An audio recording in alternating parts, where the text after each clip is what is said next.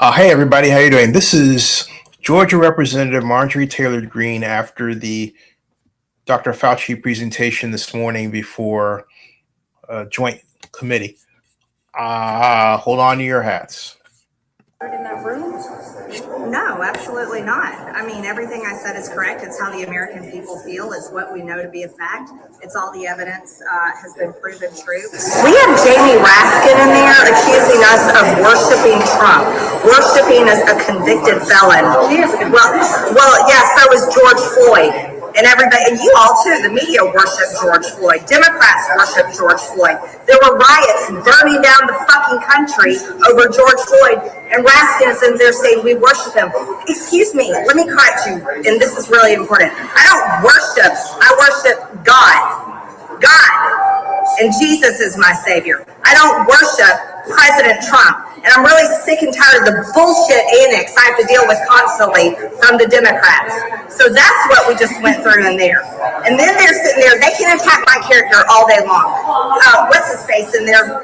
Whoever was talking last was calling me insane. But yet we can't say, oh, they're attacking my character. Oh no, it's nonstop BS and annex. You want to know why? The Democrats don't have anything. They're responsible for the lockdowns, forced vaccinations, kids being forced to stay home, people committing suicide, and all the horrors that this country lived through during COVID. Fauci belongs in prison. He should be tried for mass murder, and he should be tried for crimes against humanity. That's how I feel after that hearing. That's how the American people feel. Excuse me. Now, here's the one thing. First of all, she didn't have to invoke George Floyd because he's dead, okay? And for her to do that was just absolutely classless. And there's no other way to describe it but that. This is her issue. That's her wheelhouse, to have these hot button issues that allow her to toss out insults that she believes have racial connotations. The fact of the matter is that George Floyd was killed by a police officer, Derek Chauvin, who is going to be in jail for the rest of his life, and deservedly so for what he did, over nothing. Okay, nothing. And played out in a 9-minute plus video that the world wound up seeing because of the grace of God, the same God that she says she believes in. And who am I to say that she doesn't? Because look, we all sin, including her. But the simple fact of the matter is, she didn't need to go there. Do I agree with her regarding Fauci? I would say 75% of what she says is true. I said a long time ago that the vaccine was created in Wuhan, China. And I believe then that someone took the vaccine from the Wuhan lab and deliberately dropped it into a market just a 24-minute ride away by subway to test it. Now, it turns out that at the time, a number of people were saying, well, no, it's based on bats and natural evolution. And I said to a friend of mine, how do you know that? Well, it says so in Nature. I said, so what? Because it purports to be a science magazine. You say that you believe it strictly on that basis, so you admit to a prejudice, is what I said to him. Look, I'm a Democrat, all right? But the simple fact of the matter is, I learned a long, long time ago to never believe a person just because they claim to be a scientist. That does nothing for no one. So yeah, Marjorie Taylor Greene is absolutely right in terms of her criticism of George Floyd, there I go again, right? Of Dr. Fauci. But to say that Democrats worship George Floyd, a person who was killed by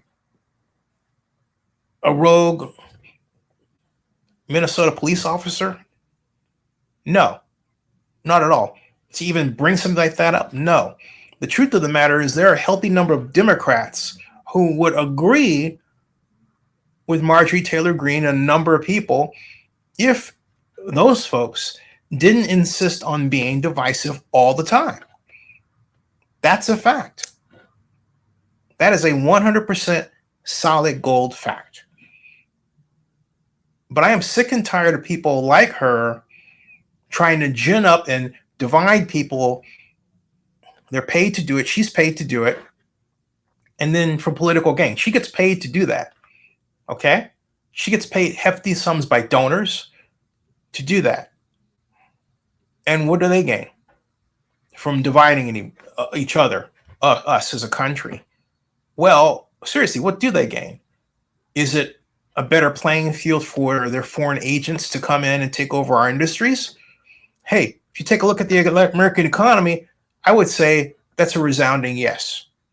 Absolutely the case. Completely the case. And does it help America? No. You know it doesn't help America, and I know it doesn't help America. It doesn't help America at all for that to happen. It's hurt us dramatically. Dramatically. But look, again, I said a long, long time ago that the Wuhan virus was created in the lab at Wuhan. So I am in lockstep with Representative Greene. She and others are absolutely right. As far as I'm concerned, it's not a Democratic issue and a Republican issue. I didn't see the hearing this morning. All right. So you want to call me out of touch? Well, I would say that others are out of touch with what I hold is a purely intellectual view, not tied to party, not tied to group, but tied to the truth. And the truth of the matter is that if you follow Peter Dysart's history, who worked for Ecolab, and what Dr. Fauci and others have been involved in terms of research for many years, it has to do with the bat-based coronavirus that was released into the world. I say bat-based, excuse me. But to then use it as a point to establish some sort of false dichotomy between Democrats and Republicans around this is irresponsible. And to use George Floyd, a dead man, is godless. It is something that Christians, true Christians, do not do. And Marjorie Taylor Greene, as far as I'm concerned, is not a true Christian at all. I always represent that I wish the best for her out of respect for our elected officials.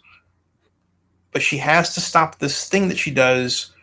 It's going to catch up to her where she pushes the button at inappropriate times. It happens all too often. And it leads me to wonder, well, how are her constituents really being taken care of? Are there needs for business assistance being met? Are the jobless getting an ability to get jobs? Are the homeless housed? Hopefully there are not a lot of homeless. What is the real situation in her district?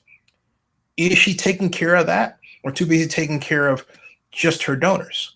All of these are fair questions. All of them, because of the way she talks. All right?